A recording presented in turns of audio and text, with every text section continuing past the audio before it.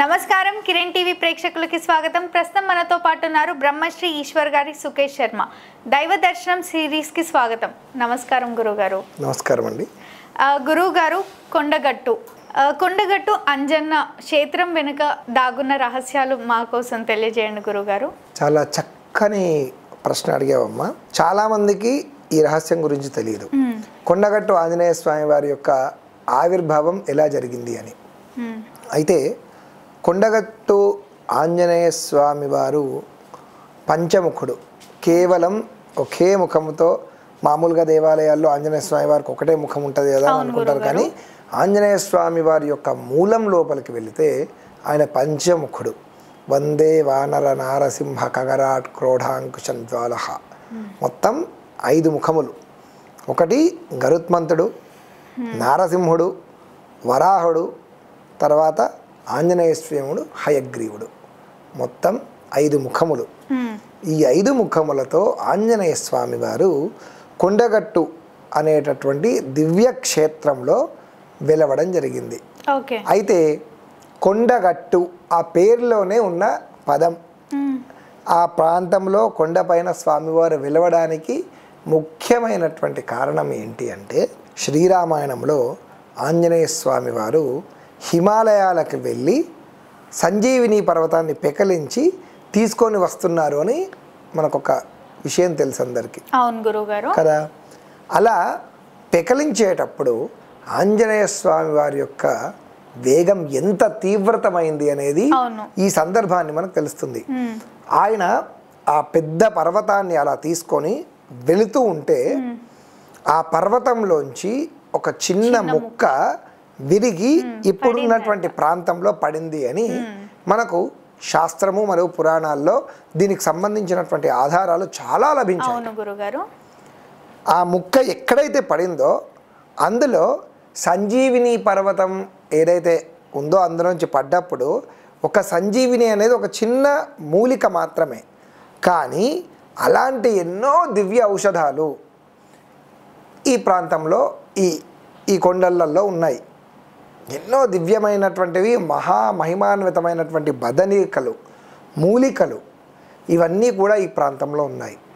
అయితే కాలానుగుణంగా ఈ ప్రాంతంలో ఆ మూలికలను మిస్యూజ్ చేసుకుంటూ ఆ మూలికలతోని అనేక విధమైనటువంటి విపరీతమైనటువంటి మందులను వాడేటటువంటి కొంతమంది దుష్ట మాంత్రికులు ఉండేవాళ్ళు అన్నమాట ఈ ప్రాంతంలో. అలాంటి వాళ్ళను సంహరించడం కొరకు సాక్షాత్తు ఆంజనేయ స్వామి వారు పంచముఖుడై అక్కడ వెళ్ళడం జరిగింది. దీనికి విశేషించి ఒక రహస్య కథ ఉందమ్మా. ఏంటి అంటే, ఈ ప్రాంతం మొత్తము కూడా గోదావరి తీర ప్రాంతం. మనకు ధర్మపురి, జగిత్యాల, వేములవాడ ఈ ప్రాంతాలు గోదావరి తీర ప్రాంతాలు. గౌతమ మహాముని యొక్క తపస్సు. విశ్వామిత్రుడు, గౌతమ మహాముని ఈ గోదావరి నదీ తీర ప్రాంతాలకు ప్రతినిత్యము వచ్చి ఇచ్చేసుకుంటూ ఉండేవాళ్ళు అన్నమాట. అయితే ఒకానొక సందర్భంలో గౌతమ మహాముని ఈ యొక్క ప్రాంతంలో వెళ్తూ ఉండగా, ఈ కొండగట్టు ప్రాంతం నుంచి వెళ్తూ ఉండగా గౌతమ మహామునికి ఇక్కడ భూతప్రేత పిశాచాలు ఇవన్నీ కూడా కనబడడం జరిగింది. అంతేకాకుండా ఈ ప్రాంతంలో ఉన్నటువంటి ప్రజలందరూ కూడా భూతప్రేత పిశాచ బాధలతో, అనేక విధమైనటువంటి రుగ్మతులతో, నానావిధ యాతనలను అనుభవిస్తూ గౌతమ మహామునికి కనబడడం జరిగింది. అసలు ఏంటి ఇదంతా ఎందుకు జరుగుతుంది అని ఆయనకు అర్థం కాక ఆయన కూర్చొని తపస్సుగా చేస్తున్నప్పుడు ఒక క్షుద్ర మాంత్రికుల తెగ అక్కడ ఉన్నదట. వాళ్ళు అక్కడ భేతాళుణ్ణి ఆవాహన చేసి భేతాళునికి పూజ చేస్తూ ఈ ప్రాంతంలో ఉన్నటువంటి వాళ్ళందరినీ కూడా ప్రతినిత్యము పీడించమని ఆ భేతాళునికి వీళ్ళని నైవేద్యం చేసుకుంటూ ఆ భేతాళునికి వీళ్ళను పీడించమని పూజలు చేస్తూ వాళ్లకు శక్తులు రావాలి అని అనేక విధమైనటువంటి క్షుద్ర పూజలను చేసేవాళ్ళట. ఆ విషయాన్ని గమనించినటువంటి గౌతమ మహాముని సాక్షాత్తు ఆంజనేయ స్వామి వారి గురించి తపస్సు చేసి ఆంజనేయ స్వామిని వేడుకోగా ఆ ఆంజనేయ స్వామి గౌతమ మహాముని యొక్క తపస్సును సందర్శించి ఈ యొక్క కొండగట్టు ప్రాంతంలో పంచముఖుడినై వెలుస్తున్నాను, ఇది సాక్షాత్తు సంజీవిని పర్వతం అని దీని యొక్క రహస్యాన్ని గౌతమ మహామునికి తెలియజేయడం జరిగింది. అంతేకాకుండా ఈ కొండలో దీని యొక్క ప్రాంతంలో అనేక విధమైనటువంటి దివ్య ఔషధులు ఉన్నాయి. వీటిని మందులుగా వాడి ఈ ప్రాంతంలో ఉన్న వాళ్ళకు ఇవ్వండి. అలా ఇవ్వడం వల్ల భూత ప్రేత పిశాచ బాధలు కానీ ఎలాంటి రోగాలు ఆదివ్యాధి జ్వరాలు కూడా ఉండవు అని గౌతమ మహామునికి వరాన్నిచ్చి ఆ మాంత్రికులు ఎవరైతే క్షుద్ర మాంత్రికులు ఉన్నారో వాళ్ళందరినీ సంహరించడం జరిగింది. ఆ సంహరించే క్రమంలో క్షుద్రమాంత్రికులను రక్షించడం కొరకు సాక్షాత్తు భేతాళుడు ఆంజనేయ స్వామితో యుద్ధం చేయడం జరిగిందన్నమాట. ఓకే. అలా యుద్ధం చేసినప్పుడు ఆ యుద్ధములో ఈ మాంత్రికులందరినీ కూడా ఆంజనేయ స్వామి సంహరించి భేతాళుణ్ణి తన తోకతో పట్టి నేల కొట్టడం జరుగుతుంది. అప్పుడు భేతాళుడు తన అహంకారాన్ని వదిలిపెట్టి ఆంజనేయ స్వామికి నమస్కారం చేసుకుంటాడు. నమస్కారం చేసుకున్నప్పుడు ఆంజనేయ స్వామి వారు భేతాళునికి ఒక వరం ఇస్తారు. ఏంటి అంటే, ఈ రోజు నుంచి నీవు నా వీపును చూస్తూ ఉంటావు, ఈ రోజు నుంచి నీవు నా వీపును చూస్తూ ఉంటావు. అర్థమైందా? అంటే నీ ముందు నేనున్నా. అర్థమైందా? నీవు నా భక్తుల దగ్గరికి రావాలి అని అంటే నన్ను దాటి నా భక్తుల దగ్గరికి వెళ్ళాలి.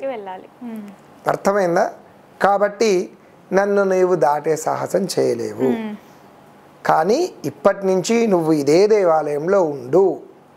నువ్వు ఏ భూత ప్రేత పిశాచాలు కానీ ఎలాంటి క్షుద్ర ప్రయోగాలు కానీ భక్తుల మీదకు ఉంటే వాటిని తొలగించే బాధ్యత నీదే. నీవు వాళ్ళని ఎప్పుడూ పీడించడానికి వీలు లేదు అని ఆ భేతాళుణ్ణి అక్కడే ఉండమని స్వామివారు ఆజ్ఞాపించడం జరిగింది. అంతేకాకుండా అతనికి కూడా ఒక వరాన్ని ఇవ్వడం జరిగింది. ఏంటి అంటే, ఏ భక్తులైతే నీ దగ్గరికి వచ్చి గుమ్మడికాయలను కొబ్బరికాయలను బలులుగా స్వీకరిస్తారో వాళ్ళ ఇంట్లో పిశాచ బాధలు ఆదివ్యాధి జ్వరాదులు ఇవన్నీ కూడా తొలగిపోయేలాగా నీవు వాళ్ళను పీడించకుండా ఉండాలి అని స్వామివారు సాక్షాత్తు భేతాళునికి అక్కడ ఉండమని కూడా ఆజ్ఞాపించడం జరిగింది. అందుకని ఇప్పటికీ కూడా ప్రపంచం మొత్తంలో ఒక క్షుద్రదేవత ఒక దైవము ఇద్దరూ కలిసి ఉన్నటువంటి దేవాలయం కొండగట్టు మాత్రమే. ఇంకొకటి ఏంటంటే, ఎలాంటి రోగాలు ఉన్నా కానీ కొండగట్టులో నిద్రిస్తే తొలగిపోతాయి. ఓకే. అక్కడ అగ్నికూపం అని ఒక కుండం ఉంటుంది. ఆ కుండంలో స్నానం చేస్తే చర్మ వ్యాధుల దగ్గర నుంచి ఎన్నో రోగాలన్నీ కూడా తొలగిపోయేవి. ఎలాంటి కఫ వాత పిత్త జ్వర శ్లేష్మ ఉద్భుత ఇలాంటి రోగాలన్నీ కూడా తొలగిపోయేవి ఆ అగ్నిగుండంలో స్నానం చేస్తే. అంతేకాకుండా ఆ దేవాలయంలో ఉన్నటువంటి భేతాళునికి కూష్మాండము అంటే గుమ్మడికాయ నైవేద్యం పెట్టి ఆ దేవాలయంలో కొబ్బరికాయ పెట్టి స్వామివారికి ఎవరైతే భేతాళ స్వామివారు ఉన్నాడో ఆ భేతాళునికి ఇవి నైవేద్యంగా సమర్పణ చేస్తే వాళ్ళకు ఉన్నటువంటి వ్యాధులన్నీ కూడా తొలగిపోయేవి. అంతేకాకుండా ఆ దేవాలయంలో ఇప్పటికీ కూడా పూజారులకు అద్భుతమైనటువంటి కొన్ని మంత్రాలను ఆంజనేయ స్వామి వారు వాళ్ళ స్వప్నంలో అంటే వాళ్ళ కళలో కనబడి కొన్ని మంత్రములను కొన్ని విశేషమైనటువంటి మూలికలను వాళ్ళకు అందించడం జరిగింది. అందుకే అక్కడ స్వామివారికి పూజారులు అర్చక స్వాములు కొన్ని కంకణాలు కడతారు, కొన్ని తాయిత్తులు ఇస్తారు.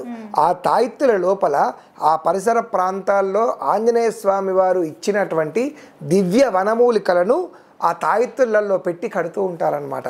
ఒక్కొక్క సమస్యకు ఒక్కొక్క రకమైనటువంటి చెట్లు వనమూలికలు ఉంటాయి. ఆ వనమూలికలతో వాళ్ళకు ఉన్నటువంటి సమస్యలను అక్కడ ఉన్నటువంటి అర్చక స్వాముల వాళ్ళందరూ కూడా తీరుస్తూ ఉంటారు. ఓకే. కాబట్టి అది మన తెలంగాణ ప్రాంతంలో అత్యద్భుతమైనటువంటి దివ్యక్షేత్రం.